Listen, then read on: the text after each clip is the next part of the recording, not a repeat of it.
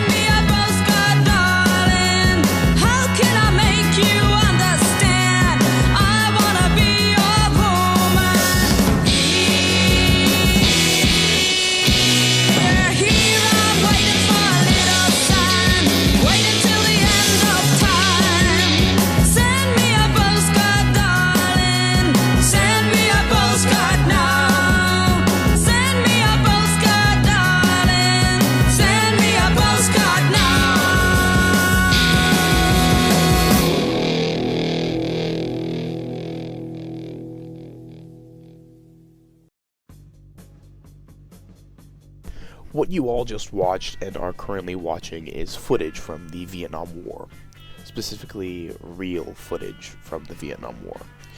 The reason I am showing you this is because when the Vietnam War was happening back in the 1960s and early 70s, footage like this was being played on news stations back home in the US and Canada.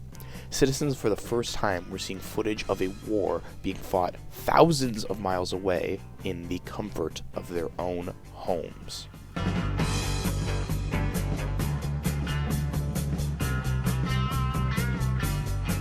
Among the people that were watching this footage being broadcast for everyone to see were filmmakers. And specifically, that's what I want to go into with this video essay, is how the Vietnam War and the footage that came home from the Vietnam War affected film that was being made in America at the time.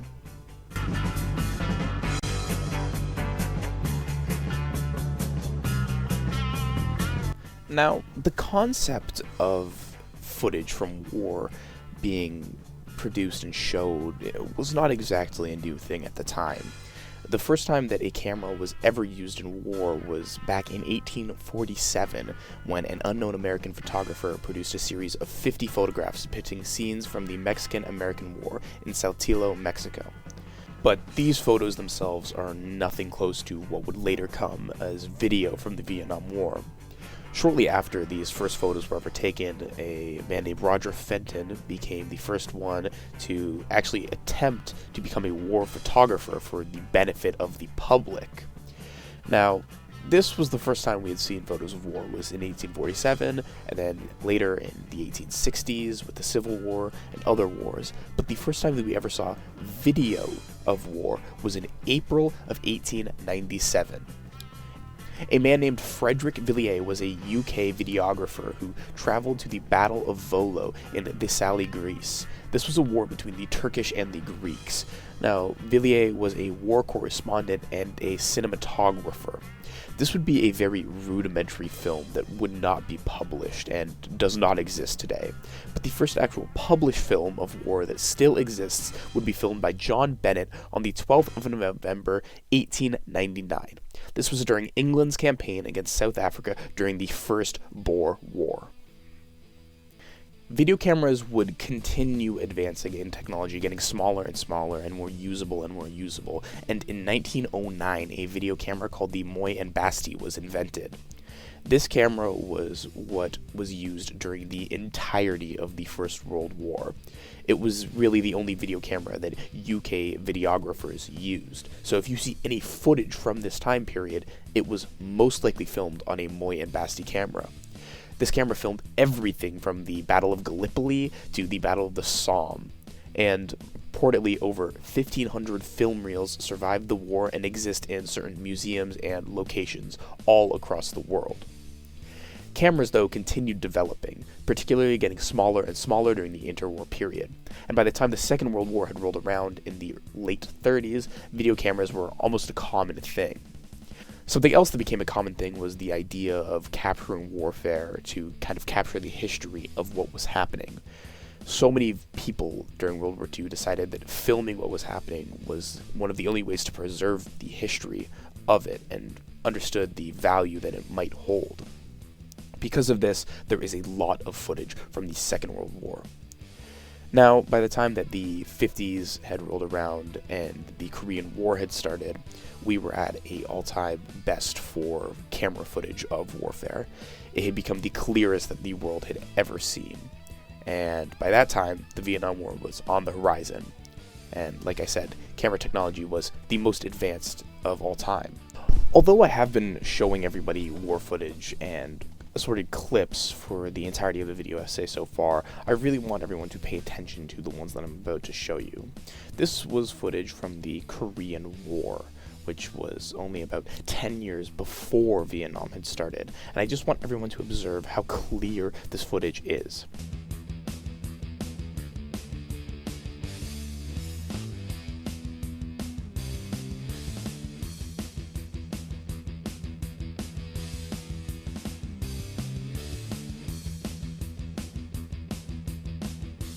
I'm going to stop the footage there, as it does get extremely graphic after that. Now, the next part I want to touch on is going to be cameramen in Vietnam, and this will be a very kind of quick subsection about the overall presentation, the overall video essay.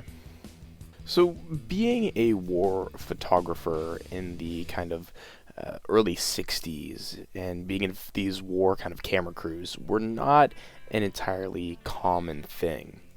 The first camera crews that would actually go to Vietnam would show up in early 1964. They would be skeleton crews led by a man named Michael R. Potachik.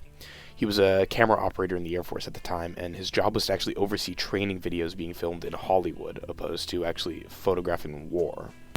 Potachik, like I said, would lead a skeleton crew of around 20 men to Vietnam, most of which who had never worn their combat uniforms before. So these people were technicians, cameramen, or anything of that sort.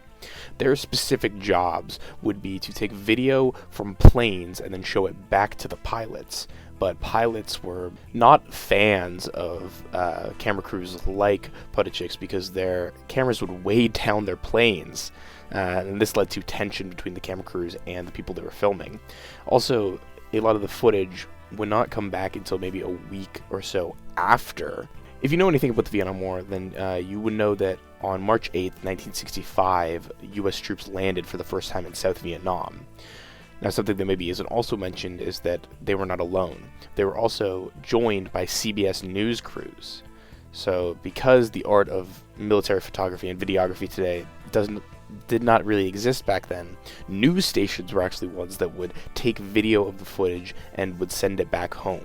Because obviously the people in the Vietnam War didn't quite have the resources to film a camera crew filming the soldiers, the only thing that we really have that might show actually what these camera crews looked like is from post-war movies. So I'm just going to show you guys two clips, one from Apocalypse Now and one from Full Metal Jacket, just to kind of show you what these camera crews might have looked like and how they might have operated back in the Vietnam War. Keep going. It's for television. Don't look at the camera. Don't look at the camera. Just go by like you're fighting. Like you're fighting. Don't look at the camera. It's for television. Just go through. Go through. Just go by. Keep going. Keep going. Don't look at the camera. Go on. Keep going.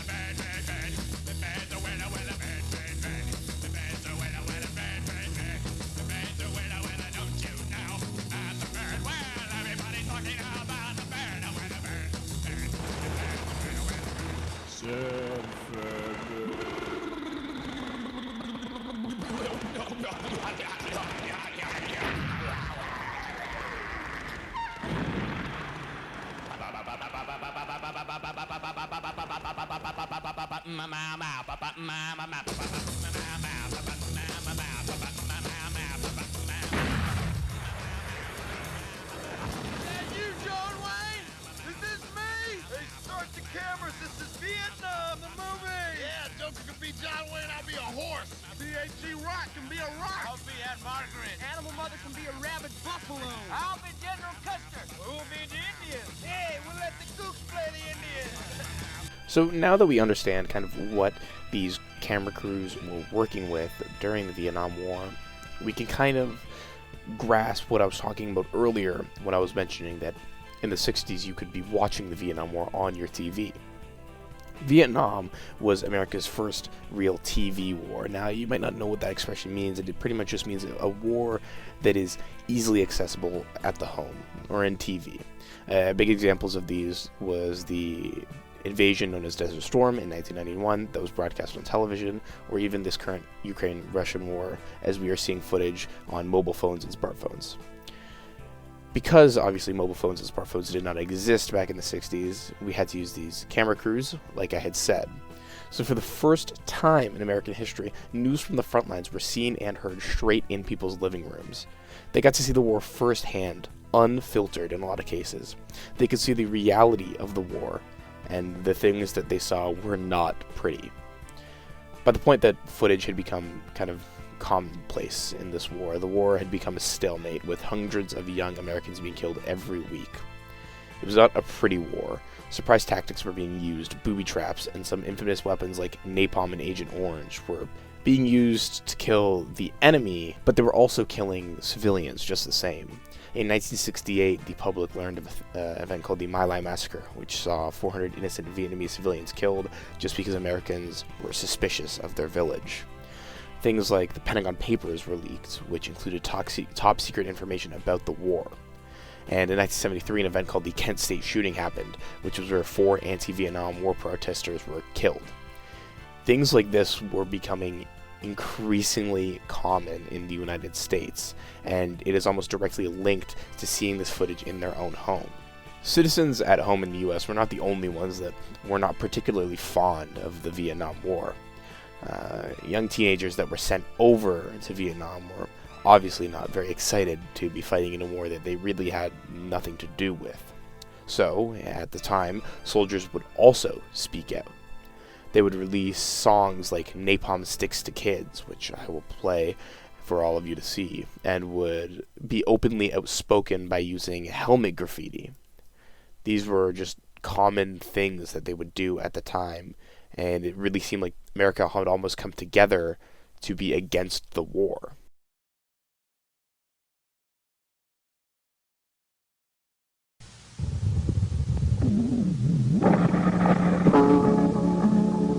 We shoot the sick, the young, the lame. We do our best to kill and maim, because the kills all count the same. Napalm Sticks to Kids. Flying low across the trees, pilots doing what they please, dropping frags on refugees. Napalm Sticks to Kids. It made us feel so good inside when the strong men wept and the women cried, but what we really like is the children fried. Napalm Sticks to Kids. See that family over there? Watch me get 'em with a pair. Blood and guts just everywhere. Napalm Sticks to Kids. CIA with guns for hire. At this point in the video essay, you might feel a little lost, so I do apologize for that, Marty, if you're watching this, and if you've gotten this far in it without just giving me a mark. But I would really like to actually finally, after like however many minutes, talk about the Vietnam War's effect on film. As I do think the last 10 minutes of this video essay have been very important to give everyone the understanding of what the Vietnam War was doing to people back at home in America. But the people that were watching the films coming back from Vietnam were not just citizens, but there were also filmmakers.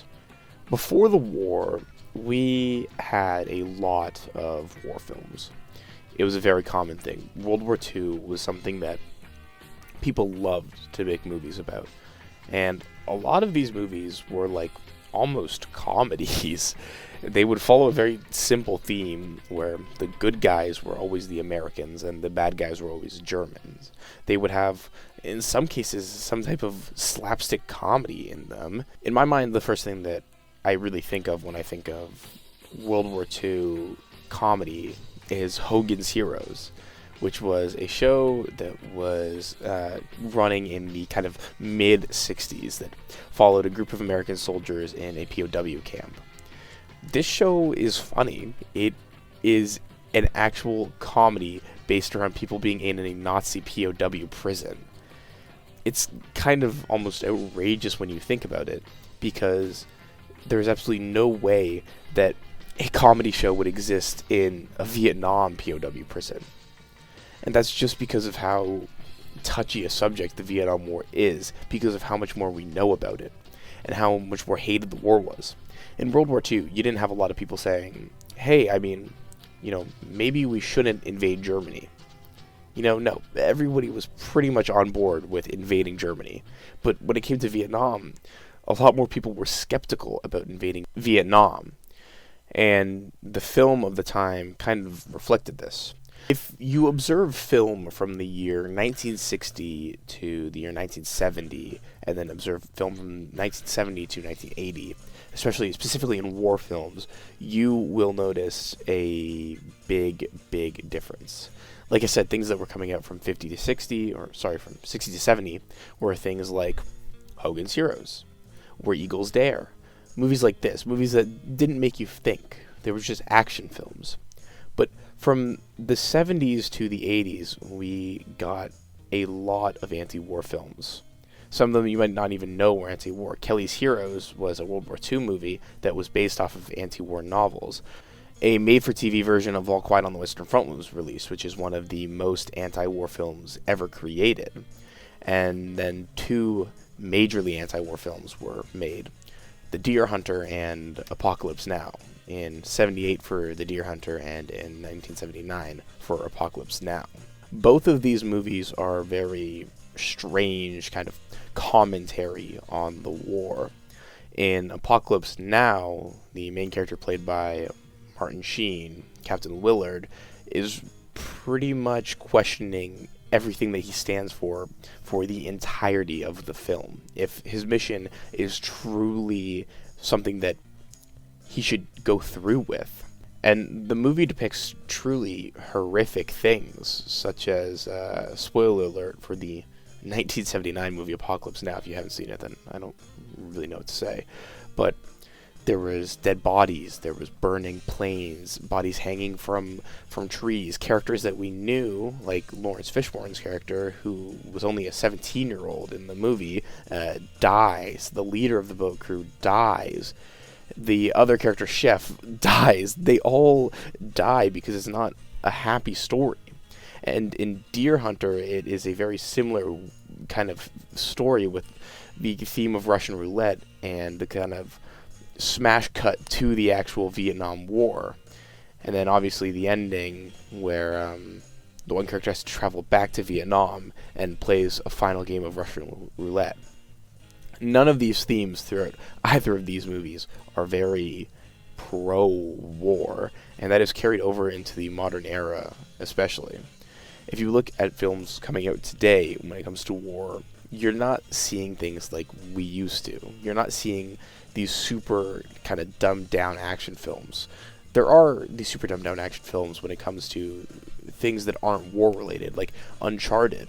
That was an adaptation of a video game, and it was just a regular old action movie. But war movies we see today are still realistic. Things like Fury that came out in 2014 is, although kind of a terrible movie in a lot of ways because of its unrealistic depictions of some aspects of the war, it has a very real depiction of some of the horrible aspects of the war and really blurs the line between good and bad when it comes to the Americans and the Germans in the film.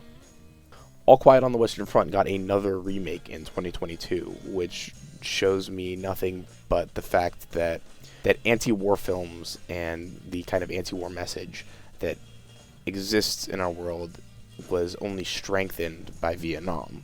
Although the concept of All Quiet on the Western Front probably dates back to 1918 when Eric Ramirez Remarque was fighting in the First World War. Over time, it only got stronger, and with the re-release, it brings that anti-war message that he wrote about so many years ago to a new generation. Even in the late 80s, there was movies that were absolutely horrific being made, depicting the reality of war. In 1985, a film called Come and See was made, which a lot of people have considered not just the most horrific anti-war film, but the most horrific film in general. There is a lot of very mature themes throughout this film because it is a war movie, and it is horribly depressing and sad, and makes people not feel good about war after watching it. In the 90s, movies like Saving Private Ryan were created, which is not the most anti-war film, but is definitely not a very happy film. It doesn't use war as a good thing, but it uses war to drive the characters apart from each other. Hacksaw Ridge was another one, a true story, but still showed the realism of war, something that was only really achievable after us as a society, us as North American citizens, I guess, understood what war actually was. And we could only understand that because of the Vietnam War and because of the camera crews that went over and recorded the Vietnam War and sent it back to us. To kind of wrap up my thoughts and kind of hopefully drive home my main point is that film before the Vietnam War were mostly these kind of uplifting films. War was very black and white. It was very bad guy versus good guy. And that was how people enjoyed it. That was what felt safe and what felt real to them. But as the Vietnam War came around and started, us as filmmakers and kind of the world as a whole started to understand that these lines between good and bad were much closer than we really thought they were. They were much more blurred than we had originally thought they were. And in movies like Apocalypse Now, we can see that. Now, before I do end this, though, I want to reiterate the fact that I do know there were anti-war films before the Vietnam War had started. Specifically, there was a film called Path of Glory that was released in 1957. It was a very early Stanley Kubrick film, and it is a horrific anti-war film, something that made a lot of people think about war and about reality, and that was coming right off the heels of Korea. But for the most part, these super anti-war films didn't truly start appearing until after the war. And even in Kubrick's sense, he made a Vietnam War film, an anti-Vietnam War film called Full Metal Jacket, possibly the most famous Vietnam War film of all time. A incredible movie and a absolutely harrowing watch. So to kind of finally conclude this video essay, and I do apologize, Mr. Schnett, for making this almost 30 minutes long, is that in my humble opinion, the Vietnam War inherently changed films that we as a society create and observe, and also inherently changed our way of thinking. Thank you for watching.